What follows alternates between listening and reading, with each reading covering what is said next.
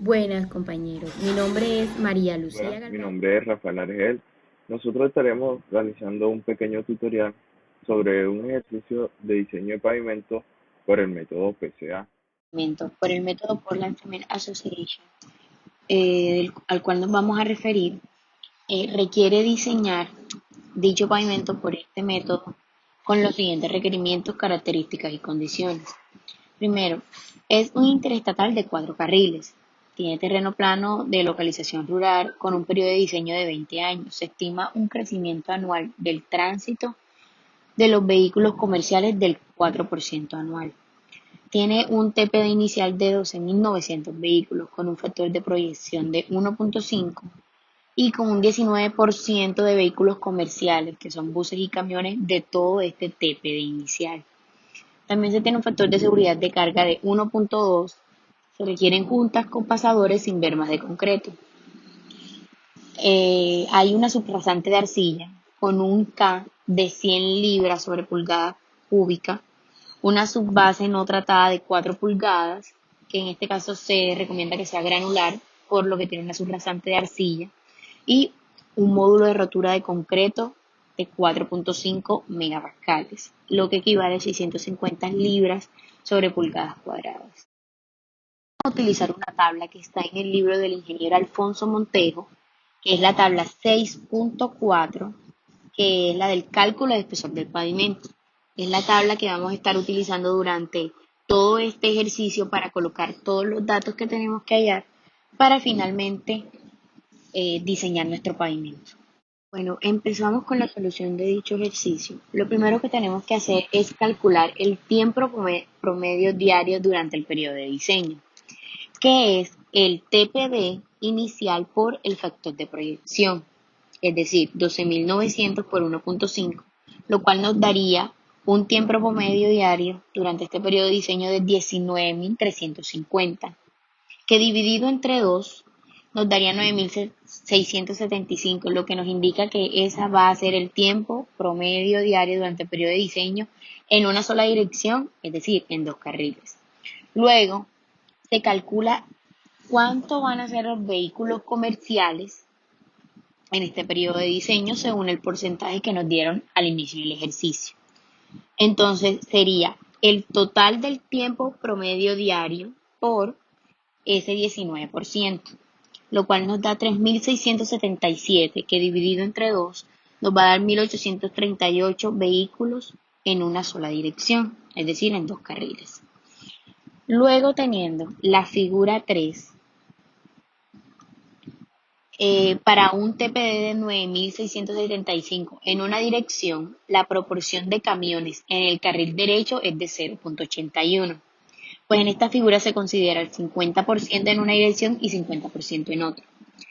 En esta figura entramos con el TPD que está en miles, el TPD que calculamos inicialmente, que fue de 19.350, pero que dividido entre 2 nos da 9.675, que es con el que vamos a entrar a la tabla.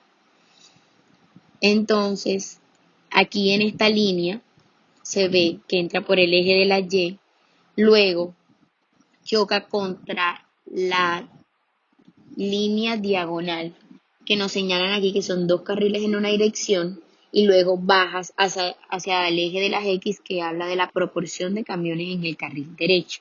Y esto nos da 0,81. Debido a esto, calculamos el T acumulado en una dirección, que son los vehículos comerciales en una dirección por la proporción de camiones en el carril derecho por 365 días por el periodo de diseño, lo cual nos da 10.028.448 camiones. Luego sigue la determinación del K de diseño. Debido a que se tiene una subrasante arcillosa, es necesario colocar una subbase que sea granular, pues en este caso es lo que más se recomienda.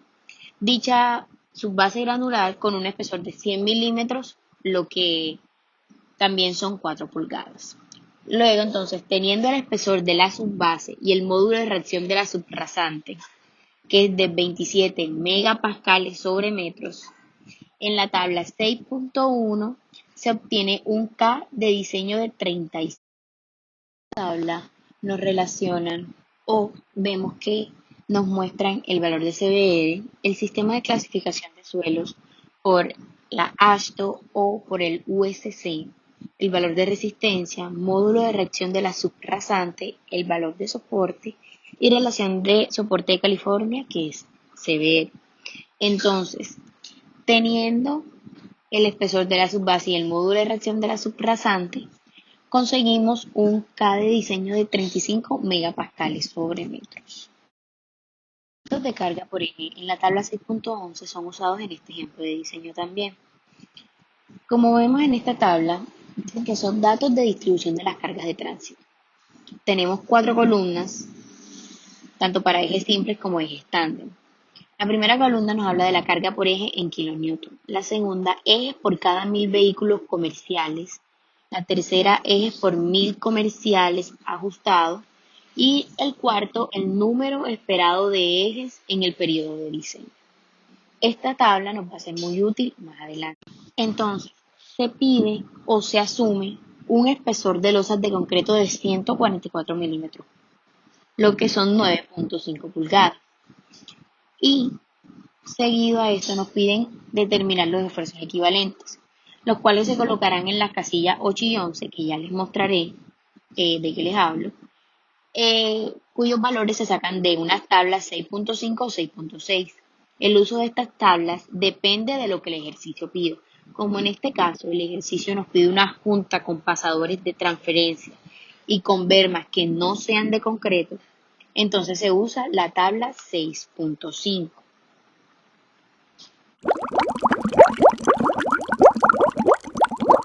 Entramos con el módulo de reacción combinada hallado anteriormente, que es un K de 35 megapascales sobre metro, y se considera un espesor de losa de 240 milímetros.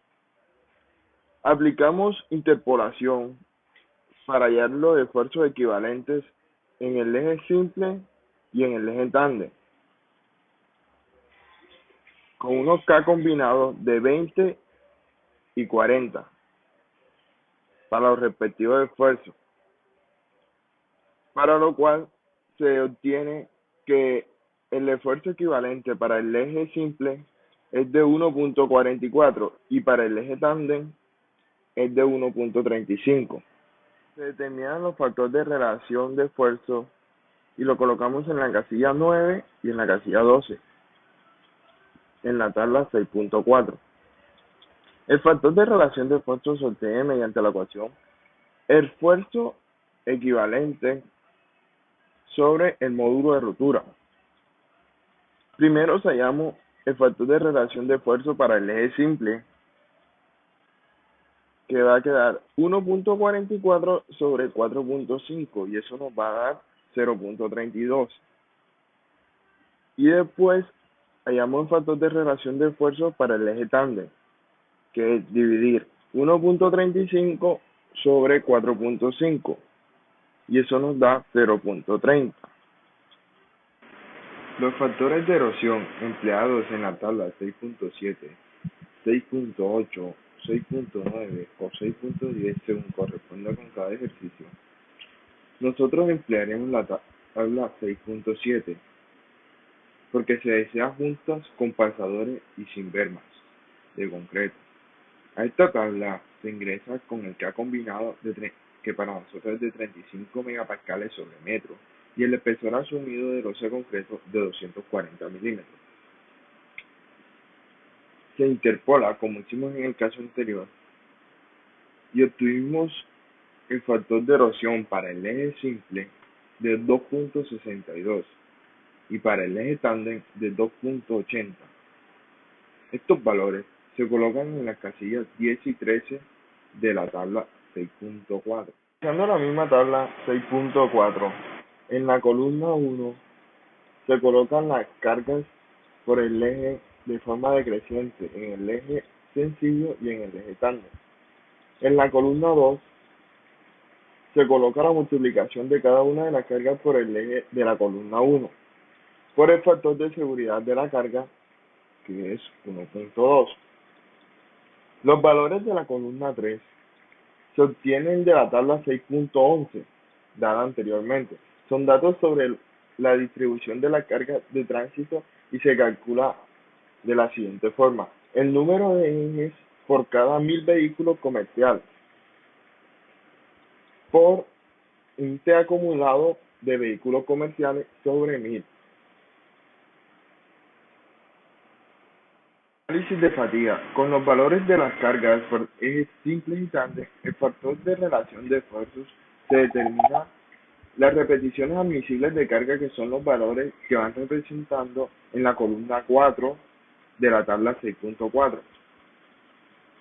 Para el cálculo del consumo de fatiga se divide los valores de la columna 3 sobre los valores de la columna 4, toda la relación por 100. Son estos valores los que irían en la columna 5 y la sumatoria de todos estos valores de esta columna dan origen al consumo total de fatiga, que es el 87%. En base en la figura 6.4 o 6.5, según el caso que pide el ejercicio, se determinan las repeticiones de carga admisibles antes que el pavimento falle por problemas de erosión. En este caso, nosotros escogimos la figura 6.4, ya que es un pavimento sin berma de concreto. Los valores de esta columna van en la columna 6. Los porcentajes de daño que van en la columna 7 se obtienen dividiendo cada uno de los valores de la columna 3 por el correspondiente de la columna 6 y multiplicado por 100. La sumatoria de todos los datos de esta columna determinar el dato total de la erosión, que nos dio 38.7%. Y finalmente, el espesor de la losa escogido para el tanteo se consideró adecuado, dado que los totales de fatiga y erosión son menores al 100%, siendo el de fatiga de 87%.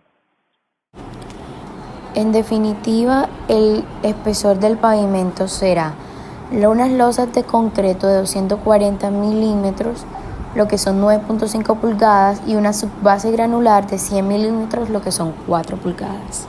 Gracias.